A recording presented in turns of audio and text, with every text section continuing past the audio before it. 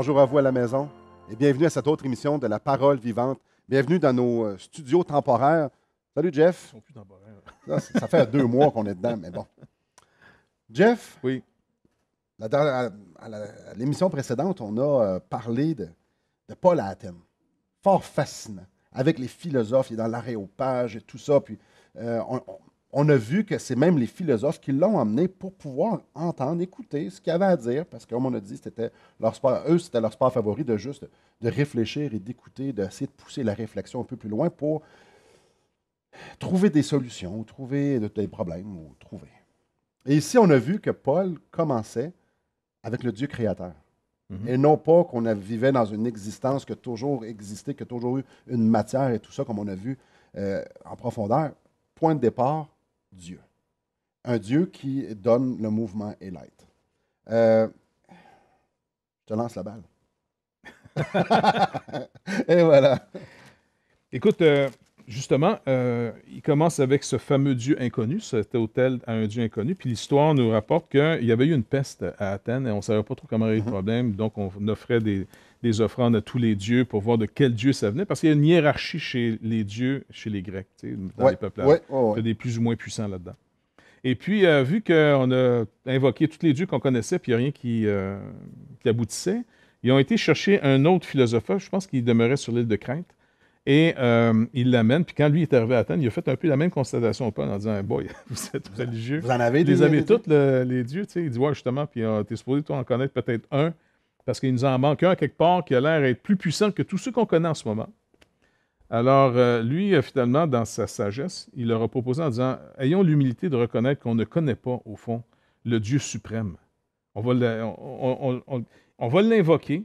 Et puis, c'est un peu à la manière qu'Israël avait déjà, pas Israël, mais les Philistins l'avaient déjà fait ça, avec les vaches, avec attelés, et puis on enlève les veaux, puis s'ils s'en vont plutôt vers Israël plutôt que vers leurs veaux, c'est que Dieu a agréé notre sacrifice. Okay?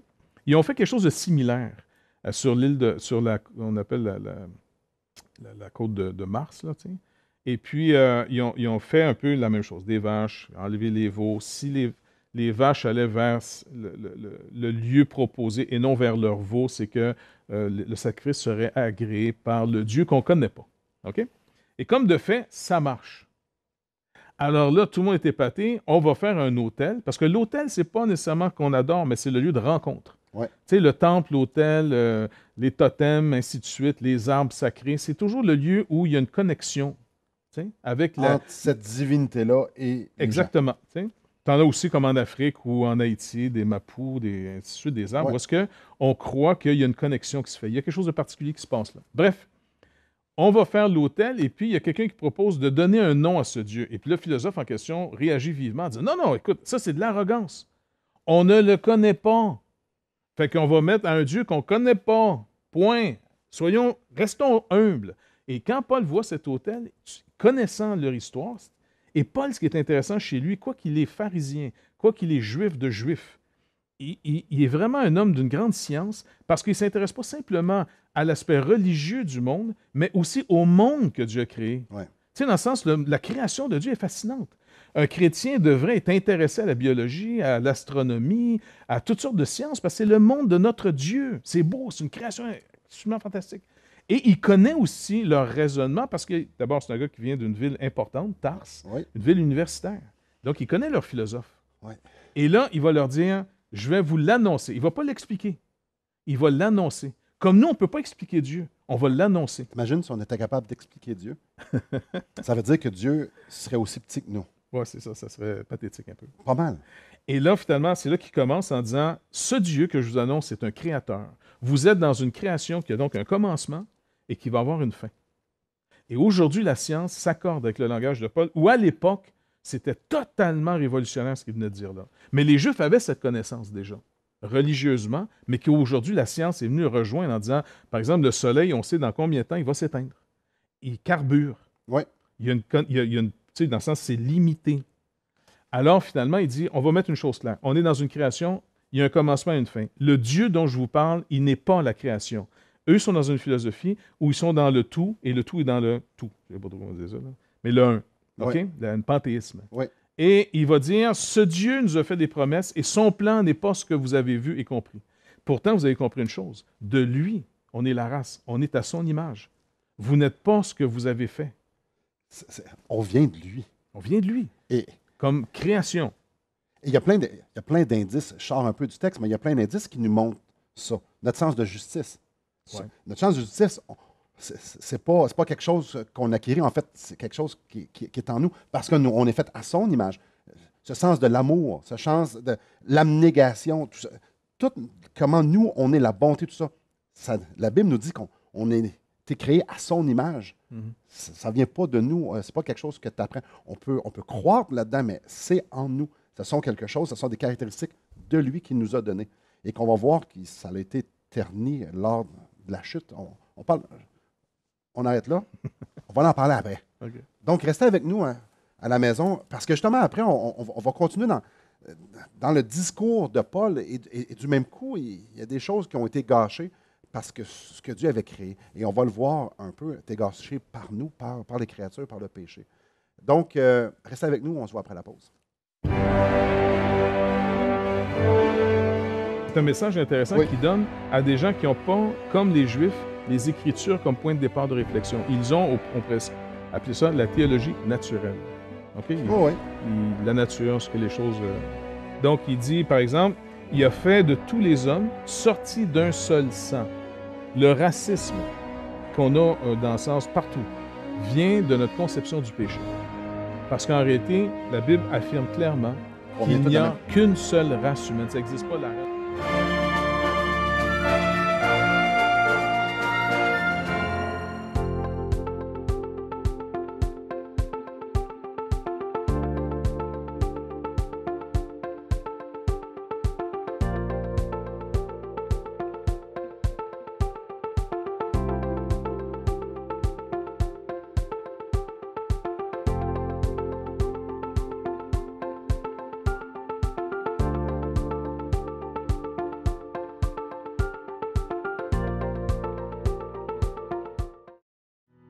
Assistez à un merveilleux déjeuner de l'espoir dans votre région. Un invité vous racontera comment Dieu a transformé sa vie et comment son cœur, souffrant, a trouvé une joie indicible en développant une relation personnelle et intime avec Dieu et son Fils Jésus-Christ. Des églises locales organisent de tels déjeuners dans plusieurs régions du Québec. Découvrez où et quand vous pouvez assister à un déjeuner de l'espoir dans votre région en visitant le site espoir.ca et en cliquant sur l'onglet « Déjeuner ».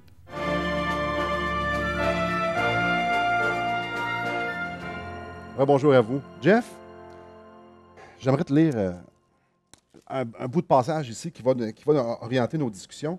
Alors, je vous invite à la maison, c'est dans Actes chapitre 17, à partir du verset 29. « Ainsi donc, étant la race de Dieu, nous ne devons pas croire que la divinité soit semblable à de l'or, à de l'argent ou de la pierre, sculptée par l'art et l'industrie de l'homme. Dieu, sans tenir compte des temps d'ignorance, annonce maintenant à tous les hommes en tout lieu qu'ils aient à se repentir, parce qu'il a fixé un jour où il jugera le monde selon la justice, par l'homme qu'il a désigné, ce dont il a donné à tous une preuve certaine en le ressuscitant des morts. » Là, il y a énormément de stock ici. Commençons par le début. « Ainsi donc, étant la race de Dieu. » Même si on précède un peu avant, il y a de la matière intéressante parce que... Clairement, tout le livre au complet avant. C'est un message intéressant qui donne à des gens qui n'ont pas, comme les Juifs, les Écritures comme point de départ de réflexion. Ils ont, on pourrait appeler ça la théologie naturelle. Okay? La nature, ce que les choses... Donc, il dit, par exemple, « Il a fait de tous les hommes sortis d'un seul sang. » Le racisme qu'on a dans le sens partout vient de notre conception du péché. Parce qu'en réalité, la Bible affirme clairement qu'il n'y a qu'une seule race humaine. Ça n'existe pas la race des Noirs, la race des Blancs, la race des Rouges, la race des Jaunes. Il y a une race humaine qui s'est adaptée finalement à la grandeur du globe. Et le Seigneur nous jure dans sa parole qu'on sort tous du même sang. Donc, d'avoir une distinction sous la couleur de la peau, en passant, aucun chrétien peut se permettre de rester dans cette fausse conception qui nous a été proposée, peut-être même par la théorie de l'évolution. Il n'y a qu'une race humaine. Puis si on va mettre un terme à ça, celle qui descend. Ce qui nous sépare les uns des autres. Adam et Ève, qui a été créé par Dieu à son image. Oui. Ce qui nous sépare les uns des autres, ce n'est pas la couleur de la peau. Ce qui nous sépare les uns des autres, c'est d'abord le péché à son origine, qui nous rend tous plus justes les uns contre les autres. On est tous meilleurs les uns contre les autres. C'est un peu ça qu'on parlait avant la pause. Il y a un problème. Il y a un énorme problème parce que ici, les Grecs sont très méprisants de ceux qui ne sont pas grecs comme eux, ceux qui n'ont pas valorisé la philosophie. D'où vient le mot barbare? Et les Juifs étaient très méprisants envers tous ceux qui n'étaient pas la race Ceux qui d'Israël. n'étaient pas d'Israël n'avaient pas les promesses de Dieu. Bon, ils méprisaient le reste du monde. Les Grecs méprisaient ceux qui ne parlaient pas le grec, qu'ils appelaient les barbares parce qu'ils disaient ils parlent à barbare. Fait qu'ils les appelaient les barbares. Donc, tout le monde se méprise sur un plus qu'ils ont acquis. Et c'est pour ça que l'apôtre Paul, quand il s'est converti, la première chose que le Seigneur a commencé à détruire dans sa vie, c'est tout ce qui le distinguait des autres dans ses capacités supérieures. C'est un gars brillant. C'est un gars qui était en contrôle de la religion qu'il vivait à l'époque. Très influent. Exactement. Et là, il dit tout ce qui était un gain pour moi, qui faisait que j'étais meilleur que les autres. Et en passant dans l'expérience, c'était vrai. Il dit maintenant, je le considère comme de la boue, comme des ordures. Parce que là, ce que je veux connaître, c'est Christ, l'excellence de la connaissance de Christ. Lui, il vient de bouleverser tout le monde qui se bâtit sur les richesses, sur du plus. Et il dit aux Grecs ici, en passant, les gars, on est tous sortis du même sang. Et ça, pour lui, pour sa génération, pour les gens qui croient comme lui, pour les Juifs, en fait, en d'autres mots, des Juifs, et pour les Grecs, c'est révolutionnaire. C'est révolutionnaire pour c'est le globe en entier. Bref, là, il dit, bon, OK, on s'est tous fait des paliers, puis on est arrogants les uns avec les autres. Là, il dit, non, en fait, on est tous pareils. Ouais. Puis là, il va amener tout le monde en disant, si on est tous sortis du même sang, et deux, tu dis ça, et on est tous créés à son image, on est de sa race, c'est une manière de dire qu'on a été créés à son image. Alors, d'où viennent toutes les distinctions? D'où viennent les tensions? Viennent finalement de nos philosophies, nos compréhensions de la vie, notre manière d'essayer de se sauver, de réussir une vie. Même dans une même famille, là, tu peux avoir des classes. Regarde ton frère, Ben oui. il a réussi. Pourquoi t'es pas plus comme ta c'est sœur? ça. Tu comprends? Fait que déjà là, en partant, tu as toutes des comparaisons inévitables parce qu'on est des créatures légales, morales. On ne peut pas mesurer autre chose que par la loi et par la moralité. Et là, le Seigneur dit, en passant, vous avez raison, mais continuez à chercher parce qu'il vous manque un élément. Pourquoi vous y arrivez jamais? Ben, parce qu'on regarde avec nos yeux, et nos yeux, c'est notre propre loi à nous. Parce qu'on peut juste voir, on peut juste examiner la perspective et juger, interpréter la perspective ou ce qui est en train de se passer selon ce qu'on voit. Donc, on va établir la loi selon nous. C'est pour ça qu'ici, certaines personnes vont dire non, ben, se faire sauter, c'est mal. Et si d'autres vont dire, ben non, c'est très bien, parce qu'ils examinent les circonstances avec leurs propres yeux. Leur croyance. Ils sont législateurs de leur propre loi parce que c'est tout ce qu'ils ont. Et c'est justement, ici, il y a quelque chose de plus. Il y a quelque chose qui, et dans le texte que j'ai lu tantôt et qu'on va examiner dans pas longtemps, c'est exactement ça qu'on voit, c'est qu'il y a quelque chose au-dessus qui fait référence à ce Dieu créateur-là. Si on n'est pas créé, alors le bien et le mal, c'est interprétable selon celui qui interprète la chose, selon notre arrière-plan, selon qui on est. Mais si on est tous issus d'un même sang, et si on vient de la race de celui qui nous a créés, celui qui nous a créés, c'est lui le législateur. Donc, toutes nos lois à nous ont plus rapport. Et de là vient la parole de Dieu. De là vient, ben non, ça c'est sa parole, c'est sa loi, c'est sa perfection qui l'a manifesté à nous, qu'on puisse se voir tel que nous sommes. Et ici, dans le texte que j'ai parlé de repentance, j'ai parlé de justice. Le système de justice humain est déficient parce qu'il est à notre image, il est selon ce qu'on voit.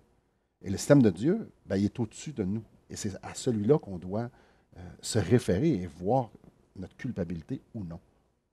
On prend une pause là-dessus. En fait, avant d'aller à la pause, j'aimerais inviter les gens. C'est Noël avant Noël. On aimerait ça vous donner un livre, Destination finale. Et justement, ça parle de ce plan extraordinaire, de ce Dieu extraordinaire, de son plan pour nous. Donc, j'aimerais vous inviter à nous le demander, juste à nous appeler 1-877-L'Espoir, 1-877-537-7647, et juste de nous dire, hey, j'aimerais ça avoir le livre, j'aimerais ça apprendre un peu plus sur Dieu et sur son plan. Et aussi, on aimerait vous donner le film de Jésus selon l'Évangile de Jean. Donc, oui, appelez-nous ou encore visitez notre site web espoir.ca où vous allez trouver une foule de renseignements sur la Bible, sur son plan, sur nous, sur le Dieu. Donc, oui, visitez notre site web. Mais d'ici là, restez avec nous. On en parle après la pause. Là, c'est vraiment encourageant pour nous parce que souvent, on est découragé en disant, mais est-ce que ma logique que je vais expliquer, il faut être logique. Il faut montrer que c'est basé sur pas une folie qu'on annonce. On ne demande pas aux gens non plus de faire ce que Kierkegaard appelait le saut dans le vide, le saut de la foi. En réalité, la parole va convaincre. le Saint-Esprit va mettre une conviction. La première, péché. On a tous manqué le but. Peu importe, on a manqué le but.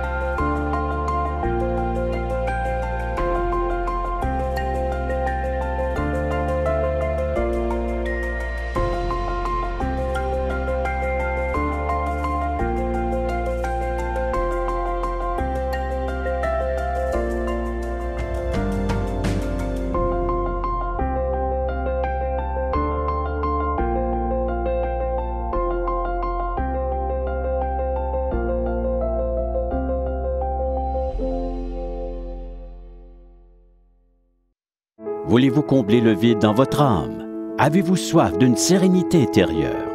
La souffrance de votre cœur vous lasse-t-elle? Appelez dès maintenant pour recevoir gratuitement un évangile de Jean pour connaître l'amour de Dieu, un Nouveau Testament pour trouver des réponses à plusieurs de vos questions, le livre Destination finale pour comprendre la nécessité du salut et finalement la Bible et le salut qui nous explique comment recevoir Jésus. Contactez-nous à espoir.ca ou composez 1-877-l'Espoir.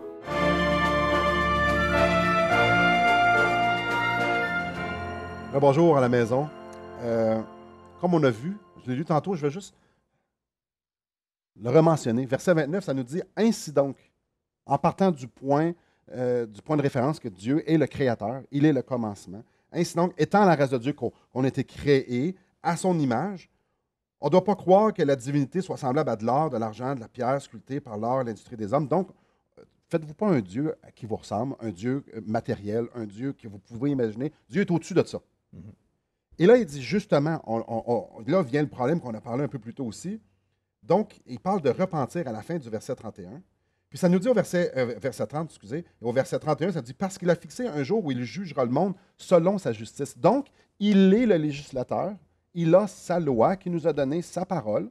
Sa parole, c'est ses ordonnances pour exprimer sa perfection, pour qu'on puisse se voir tel que nous sommes et dire « Oh, je ne suis pas parfait comme Dieu est parfait. » Là, il parle ici, il est en train de les amener à reconnaître qu'ils ont besoin d'un sauveur, qu'ils ont besoin d'un sacrifice, qu'ils ont besoin de tout ça. Et c'est intéressant parce que ça nous dit par l'homme qu'il a désigné. Et j'aimerais ça que tu puisses justement nous présenter de quel homme qui fait référence ici, parce qu'il ne mentionne pas de qui il parle.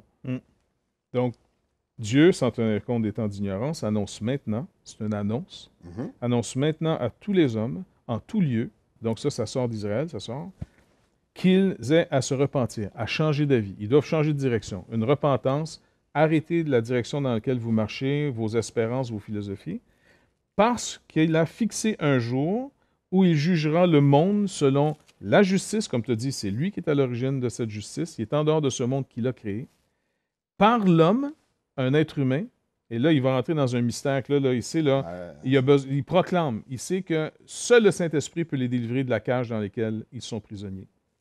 Par l'homme qu'il a désigné, là, il pourrait élaborer là-dessus en disant il a fait des miracles, là, OK.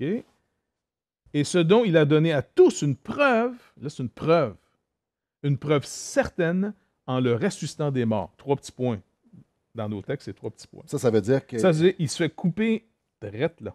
Il n'a pas élaboré très, très longtemps après la résurrection. Non, parce qu'il dit, lorsqu'ils entendirent parler de résurrection des morts, n'oublie pas, au début, il dit, il nous annonce des divinités nouvelles, Jésus et Anastasia. Là, il parle de la résurrection, Anastasia.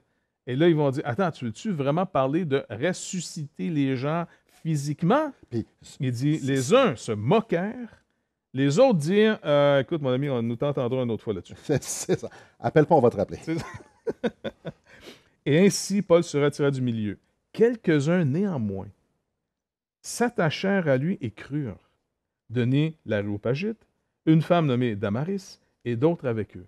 Là c'est vraiment encourageant pour nous parce que souvent, on est découragé en disant, mais est-ce que ma logique que je vais expliquer, il faut être logique, il faut montrer que c'est basé sur, pas une folie qu'on annonce, On ne demande pas aux gens non plus de faire ce que Kierkegaard appelait le saut dans le vide, le saut de la foi. Là, Ouais. En réalité, la parole va convaincre. Le Saint-Esprit va mettre une conviction. La première, péché. On a tous manqué le but. Peu importe, on a manqué le but. Dieu nous a donc tous mis sous la condamnation et la loi, on est d'accord avec elle, elle a raison de nous condamner. On comprend ça de plus en plus. À partir du moment de la conversion, mais on descend dans la cave. On Notre monte compréhension monte, mais on réalise qu'on s'en va dans la pas. cave. C'est sûr, c'est ça. pour ça que le croyant est supposé être quelqu'un qui est joyeux, qui est justifié, qui produit finalement des nouvelles œuvres dans sa vie parce qu'il voit à quel point il est un désastre. Il se prend de moins en moins au sérieux. Un chrétien qui devient orgueilleux puis qui commence à regarder les gens par les narines, Il y a quelque chose il qu'il n'est n'a pas plus compris. là. Ben non, Il ben non, n'est ben plus non. là, le gars, tu comprends? Quand tu regardes la parole de Dieu comme un miroir, puis le simple fait, on regarde encore mais les 10 commandements, puis on s'examine par rapport à la lumière de la parole. On ne peut jamais arriver à la conclusion Exactement. que hey, je suis rendu vraiment bon. Il faut reconnaître que s'il y a eu de l'amélioration, ça n'a rien à voir avec nous. C'est une mortification, au fond, de ce qui me distinguait des autres. Normalement, le fruit de l'esprit, ça produit de l'amour, de la reconnaissance. On est comme dire, hey, wow, tu sais qui je suis de toute façon. Tu vois quelqu'un faire le mal, tu es le mal, parce que l'amour te commande de plus en plus. Ça devient ta nouvelle lumière. Mais d'un autre côté, le mal que tu vois que les gens font, tu sais très bien que si Dieu ne t'avait pas arrêté... C'est là que tu serais. Exactement. Ou quelque chose de similaire, mais tu Tout es dans est le même latent. bateau. Tu le vois de plus en plus dans ta vie. Tout est latent. C'est une question de circonstance. Ça peut sortir n'importe quand. Fait que, ici, là, c'est le bain de l'humanité. Et c'est pour ça que ça dit de tous les hommes en tout lieu qu'ils aient à se repentir, parce que l'humanité est dans le même bateau. C'est ça. On Et c'est a- le même message qu'on pourrait donner aujourd'hui ou dire aux gens. Arrêtez de chercher dans les moyens qu'on peut faire, par notre industrie, par les choses qu'on voit. Le Nos salut philosophies. vient d'ailleurs. Il faut qu'il vienne dans la création. Il ne peut pas être de cette création. On a manqué le but. Et c'est arrogant de penser qu'on va trouver, parce que quoi, on a des ordinateurs qui pensent plus vite. Non. En passant, si on arrive à faire un ordinateur et un robot, je ne sais pas si tu as déjà vu le film 2001 d'Odyssée de l'espace. Ça fait très longtemps. Tu étais bébé dans ce temps-là. Moi, je suis plus vieux que toi. Là. Mais anyway, ça pour dire que tu as Alan, l'ordinateur, là-dedans. OK? Ils l'ont tellement développé, puis ça me donne l'idée que, imagine qu'on arrive à développer par l'intelligence artificielle un ordinateur, puis on lui dit, règle donc le problème de l'humanité. Peut-être qu'il va dire, nous avons trouvé la solution, on va le régler, c'est l'homme. Bing, on l'élimine. Il n'y en a pas. Tu comprends? Et donc, la solution ne peut pas venir de ce qu'on fait. La solution doit venir de ceux qui nous ont créés, qu'on a brisés, et lui est venu réparer ce qu'on avait brisé. On est dans un texte qui parle à des philosophes. Philosophons même un peu. Si nous sommes corrompus et on peut voir qu'on n'est pas parfait, comment on peut penser à une solution à devenir parfait si nous, la perfection, on ne peut même pas la comprendre? C'est pas pire, ça. Ça prend Ça prend quelqu'un qui vient d'ailleurs, l'homme désigné. l'homme désigné. Donc, on n'a pas répondu à la question, c'était qui, mais après, on va y rester 2-3 minutes pour en parler. Ils l'ont dit, de toute façon, au début. Jésus. Et Anastasia. Donc, je t'interromps. On est tous dans le même bain. On a besoin d'une solution qui vient d'ailleurs. Restez avec nous, on va vous le présenter. Il vient sur la terre. Il dit, je vais porter cette condamnation. Je vais prendre votre rébellion, je vais prendre les conséquences de ce péché-là, puis je vais les porter. Ça, c'est exactement ce que Jésus a fait. Il a pris cette séparation-là qu'on avait, qu'on mérite, à cause de notre injustice et de la justice de Dieu. Puis il dit, je vais porter votre injustice.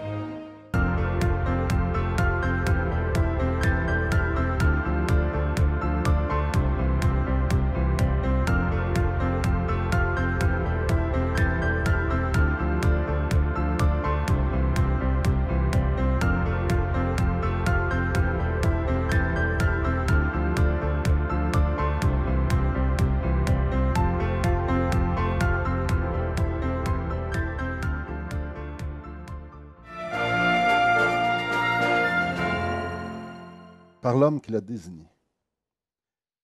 C'est assez extraordinaire de voir que ce Dieu créateur, qui est parfait, nous sommes tous dans le même bateau, de la même race, on est tous du même sang, on est tous des pécheurs. Il y a un gouffre entre nous deux. L'idée que Dieu a désigné son Fils, qu'il est venu sur la terre pour venir nous secourir, pour venir nous sauver, pour venir nous donner quelque chose qu'on n'a pas, c'est-à-dire la perfection. C'est vraiment spécial. Lui, il y a une humanité qui est rebelle à lui, qui est une humanité qui se font leur propre Dieu comme eux. Ils ont une humanité qui disent, moi je pense que je peux faire la perfection, ou moi je pense que j'ai trouvé la solution. Lui il est au-dessus de ça, puis ces gens-là sont rebelles à lui. Et lui, il vient sur la terre. Puis je vais porter cette condamnation-là. Je vais prendre votre rébellion, je vais prendre les conséquences de ce péché-là, puis je vais les porter. Ça, c'est exactement ce que Jésus a fait. Il a pris cette séparation-là qu'on avait, qu'on mérite, à cause de notre injustice et de la justice de Dieu. Puis, il dit, je vais vous porter. Je vais porter votre injustice. J'ai fait la justice, voulez-vous ma justice? Et ce qui est extraordinaire, c'est qu'ici, Paul prêche un message révolutionnaire, choquant. Il se fait interrompre. Il dit, hey, la résurrection. Il est ressuscité il a vaincu la mort pour pouvoir nous donner la vie. Et là, ça l'arrête tout de suite. Il n'y a même pas eu le temps de tout dire ça. Puis ici, il y a des gens qui ont cru. S'ils sont nommés, ils ne devaient pas être des milliers comme on peut voir ailleurs. Mais il y a des gens qui ont été saisis par le Saint-Esprit. Ils se sont vus. Ils ont dit, oui, on est rebelles. Oui, OK, parfait. Ce Dieu-là, on le veut. Il est mort pour nous. Dieu a désigné son Fils pour me racheter, pour me sauver, pour me laver de mes péchés. Je ne sais pas pour toi, Jeff, mais ça m'interpelle au plus haut point. Qu'un Dieu si parfait veuille être en relation avec moi, qui est fondamentalement imparfait. Mieux que ça, je suis rebelle à lui. Ça prend un amour infini. Et je ne sais pas pour vous à la maison, comment ça résonne dans votre cœur, comment ça résonne dans votre tête. Que nous, alors qu'on est des pécheurs, Christ vient mourir pour nous. Alors que nous ne sommes pas capables d'accomplir la loi de Dieu parfaitement, lui, il vient le faire, il meurt pour nous, pour que cet échange de justice et de condamnation, il prend notre condamnation, il nous donne sa justice pour que nous puissions être en relation, être lavés de nos péchés. Il ressuscite des morts pour nous donner la vie éternelle, cette connaissance intime d'un Dieu trois fois saint maintenant et pour l'éternité. Et il nous offre ça. Notre part, c'est de se tourner à lui et de dire « Sauve-moi ». Et ces gens-là ont cru en Jésus. Ils ont été sauvés par grâce. Merci beaucoup, Jeff. Merci beaucoup à la maison. Je vous encourage, mettez votre foi en Jésus. Que le Seigneur vous bénisse.